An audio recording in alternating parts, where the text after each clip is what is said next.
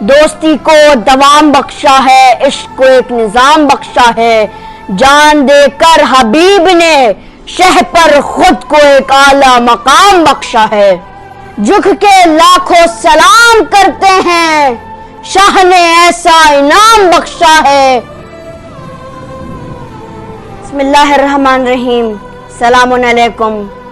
آئیے ہم لوگ اپنے چشمہ کربلا کے ایپیسوڈ نمبر 4 کے ذریعے پوری دنیا بشریت میں یہ پیغام پھیلائیں کہ محرم ہے کیا۔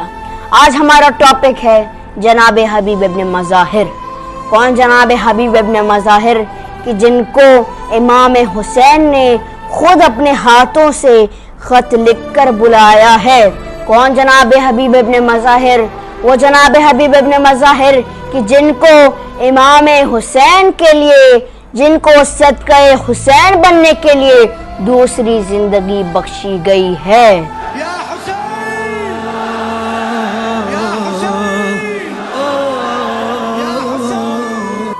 کل ہم نے اور آپ نے یہ تذکرہ کیا تھا کہ 2 محرم کو امام حسین نے، جب امام حسین اور امام حسین کا قافلہ زمین کربلا پہ آ کر رکتا ہے تو کیا ہوا؟ دھیرے دھیرے دن بڑھتے گئے، دھیرے دھیرے فوج یزید کے سپاہی بڑھتے گئے، دھیرے دھیرے جناب زینب کی کیفیت بدلنے لگی۔ بہن کا دل تھا، دل کی کیفیت عجیب ہونے لگی۔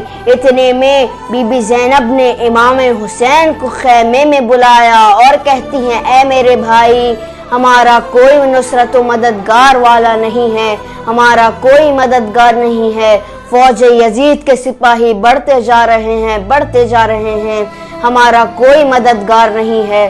امام حسین کہتے ہیں، اے زینب، جس کا کوئی نہیں اس کا خدا ہوتا ہے۔ بی بی زینب کہتی ہیں کہ اے بھائی کیا آپ اپنے بچپن کے بھائی حبیب ابن مظاہر کو بلا سکتے ہیں؟ مولا حسین نے کہا، کوفے کے حالات بہت خراب ہیں، میں کیسے بلاؤں؟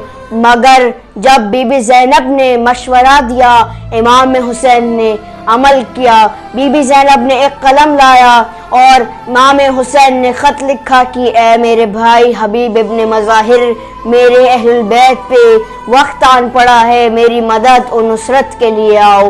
جیسے ہی خط گیا، اتنے حبیب ابن مظاہر نے پہلا لقمہ لیا، اتنے میں کھانا اٹک گیا۔ جناب حبیب ابن مظاہر کی زوجہ یہ کہتی ہیں، اے اللہ خیر ہو، لگتا ہے کوئی اپنے پہ وقت آن پڑا ہے۔ اتنے میں دخت الباب ہوا، جواب ملتا ہے کہ میں امام حسین کا قاصد ہوں۔ اتنا سننا تھا، جناب حبیب عزت میں اٹھے اور خط کو لیا، اور جیسے ہی خط پڑھتے ہیں تو کیا پڑھتے ہیں کہ اے میرے بھائی، میری نصرت و مدد کے لیے آؤ۔ جناب حبیب کچھ سوچ رہے تھے۔ جناب حبیب کی زوجہ پوچھتی ہیں، اے حبیب کیا سوچ رہے ہو؟ جناب حبیب کہتے ہیں، میں یہ سوچ رہا ہوں کہ اگر میں امام کی نصرت کے لیے چلے جاؤں گا تمہارا کیا ہوگا؟ جناب حبیب کی زوجہ کہتی ہیں کہ اے حبیب، جب میرا وقت کا امام بلا رہا ہو تب مجھے کچھ نہیں فرق پڑتا، تمہیں امام کی نصرت و مدد کے لیے جانا چاہیے۔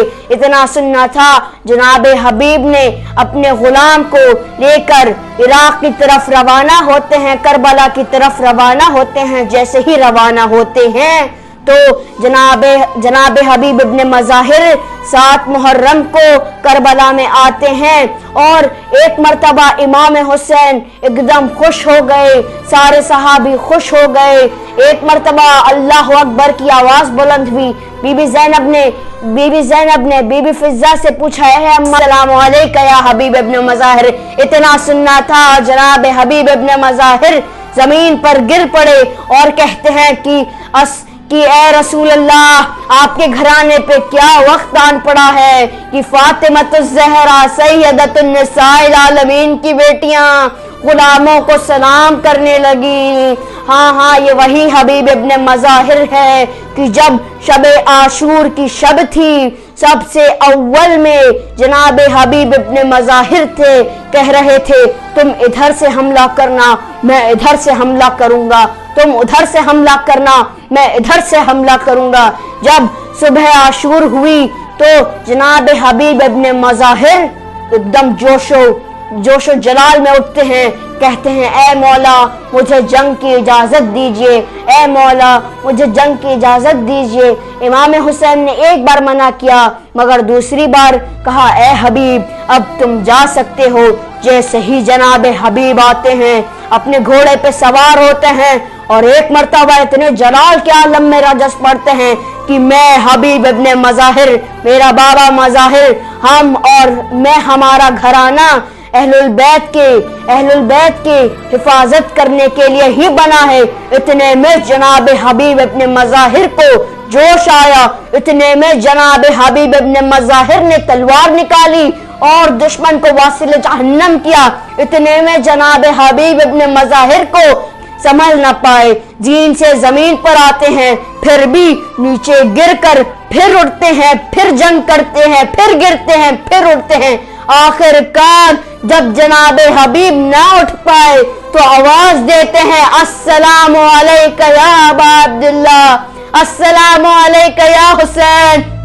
इतना सुनना था कि इमाम हुसैन अपने खेमे से खड़े होते हैं और दौड़ते दौड़ते जाते हैं जनाब हबीब अपने मज़ाहिर के सर को अपने आगोश पे रखते हैं और तो और ये कहते हैं कि ऐ मेरे भाई हबीब, जब मेरा कोई मददगार न था तुम करबला में आए, तुमने मेरी मदद की, तुम मेरे बचपन के दोस्त हो, मेरे नाना रसूल खुदा तुम्हारी शिफाअत करेंगे। इन्ना लिल्लाहि व इन्ना इलैहि राजिऊन।